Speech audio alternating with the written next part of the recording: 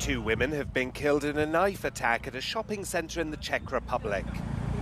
It happened in a store where both of the women were reportedly employees in the northern city of Hradec Králové. Police say a 16-year-old youth has been detained in connection with the stabbings.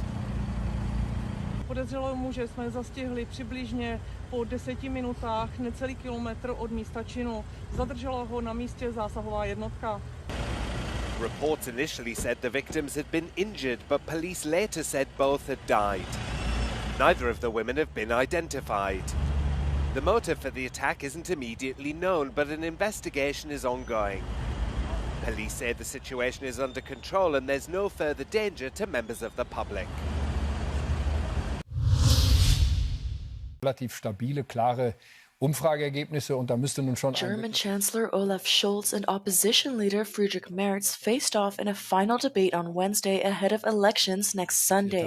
Ihre Kanzlerschaft dürfte am Sonntag. During the debate, the candidates touched on migration, the economy and security. Was haben Sie sich für das heutige Duell While pre-election polls have put Merz's center-right Union bloc in the lead, Scholz said he believes many voters remain undecided. Ich bin überzeugt, diesmal wird es etwas geben, das es in diesem Ausmaß ganz selten gab in früheren Wahlen, nämlich dass einige auch zur Wahl gehen in der Wahlkabine und sich erst dann entscheiden, wen und welche Partei sie wählen. Und ich glaube, dass am Ende dann viele doch das Kreuz machen, die Kreuze machen bei der SPD und auch mir einen neuen Auftrag geben, die nächste Regierung zu führen.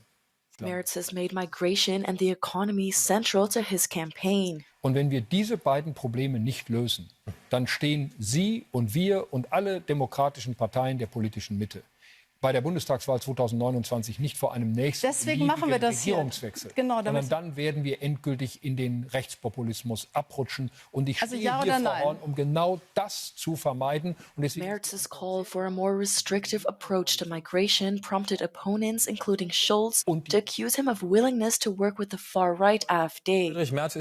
Merz insists his position is unchanged and that he won't work with the party. While Merz and Scholz discuss their differences, they seem to agree on a fair amount of issues as well. Schon auf Koordination an und dass man einander vertraut.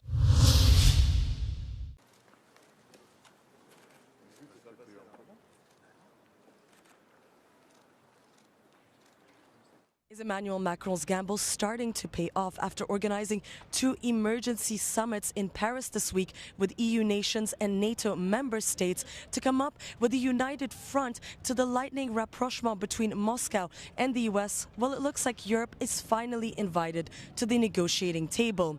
Just after the second emergency meeting in Paris this Wednesday, US President Donald Trump's national security advisor Mike Waltz announced that both Macron and British Prime Minister Keir Starmer will be invited to the White House next week.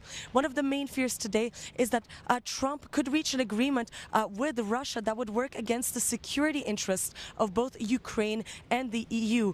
But other than the general consensus that Russia is a threat, well, the 27 bloc is still deeply divided on how to respond to this, especially when it comes to whether or not to send peacekeeping troops to Ukraine.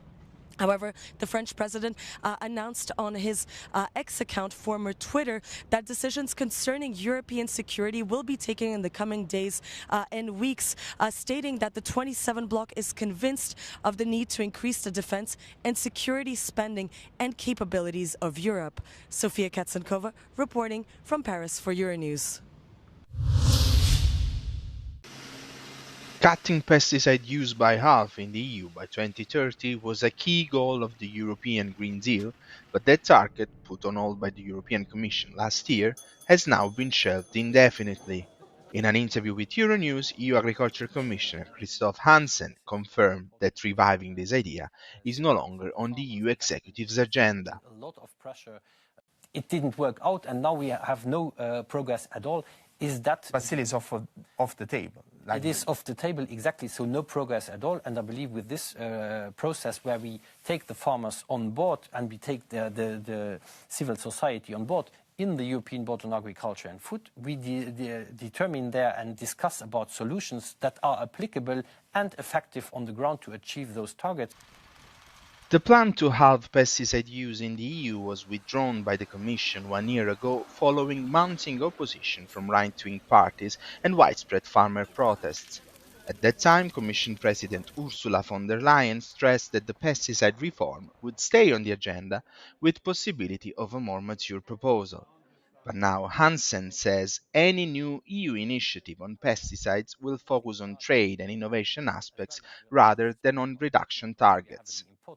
But it is important that we encourage them rather with incentives to achieve goals rather than to say just from a top down this is the number, and we exactly see what happened with those numbers when it goes to the co-legislative process. It is like a big auction, who bids more for on percentage. Instead of tightening environmental standards, the Commission New Vision for Agriculture and Food, unveiled this week, prioritizes making farming a more attractive job, particularly for young generations. A clear sign that, for now, environmental ambitions are taking a back seat to economic and political realities. And therefore, our farming and food producing community.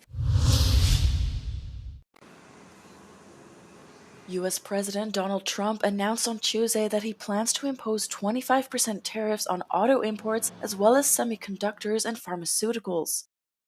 It comes after he already announced the same rate on steel and aluminium imports. Trump has long railed against what he calls the unfair treatment of U.S. automotive exports in foreign markets. The European Union collects a 10% duty on vehicle imports, 4 times the U.S. passenger car tariff rate of 2.5%. You know, the EU has been very unfair to us. We have a deficit of $350 billion. They don't take our cars. They don't take our farm products. They don't take almost anything. They take very little. And we're going to have to straighten that out. And we will. I have no doubt about it. Trump claims the playing field is tilted against American companies, as other countries usually tax American exports at a higher rate than America taxes theirs.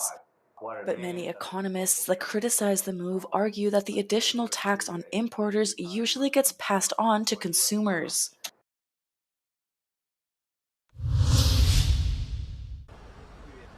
Pope Francis continues his recovery from pneumonia, eating breakfast out of bed on Thursday morning after a 6th peaceful night at the hospital, the Vatican said.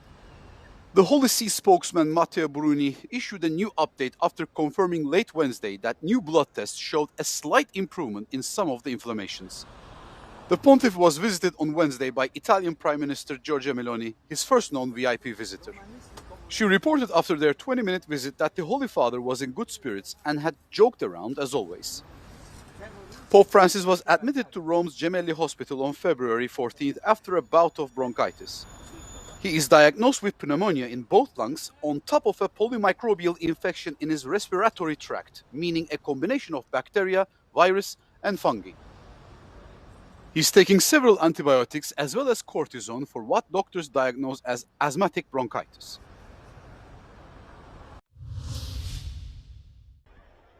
Hamas returned the bodies of 4 Israeli hostages on Thursday, including a mother and her 2 children who have long been feared dead. Hamas claimed they were killed in Israeli airstrikes early in the war. Hundreds of people, mostly masked Hamas fighters, gathered at the handover site on the outskirts of the southern Gaza city of Khan Yunus. Israelis have celebrated the return of 24 living hostages in recent weeks under a fragile ceasefire that paused over 15 months of war. The handover on Thursday will provide a grim reminder of those who died in captivity as the talks leading up to the truce dragged on for over a year. On the other hand, it could also provide impetus for negotiations on the second stage of the ceasefire that have hardly begun. The first phase of the negotiations is set to end at the beginning of March.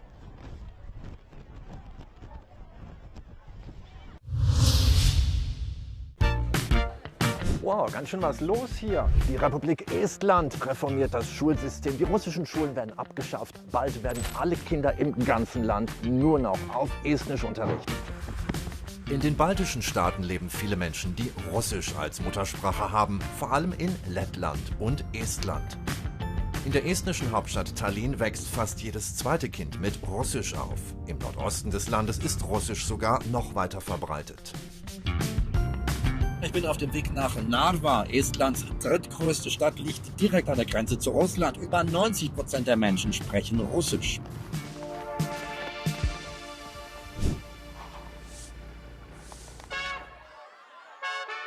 Stalin ließ Zehntausende Litauer, Letten und Esten nach Sibirien deportieren. Im Gegenzug wurden Zehntausende Russen im Baltikum angesiedelt. Ethnische Deportationen und Russifizierung gingen Hand in Hand. Die Russifizierung ging auch nach dem Tod Stalins weiter. Es kamen tausende Industriearbeiter und Soldaten, die sich vor allem in den großen Städten ansiedelten. Die Amtssprache in den sowjetisch besetzten Gebieten des Baltikums war Russisch. Mit dem Zusammenbruch der Sowjetunion erlangten Litauen, Lettland und Estland ihre staatliche Unabhängigkeit zurück und Litauisch, Lettisch und Estnisch lösten das Russische als Amtssprache ab. Heute fürchten die baltischen EU-Staaten, dass Putin versuchte, die russischen Minderheiten zu manipulieren. Moskau kontrollierten Sendern wurde nach dem russischen Überfall auf die Ukraine deshalb die Lizenz entzogen. Und Lettland und Estland führen flächendeckend Lettisch und Estnisch als alleinige Unterrichtssprache an allen Schulen ein. Jüngste Studien in Estland zeigen, fast die Hälfte der russischen Minderheit ist schlecht integriert. Das soll sich mit der Schulreform ändern.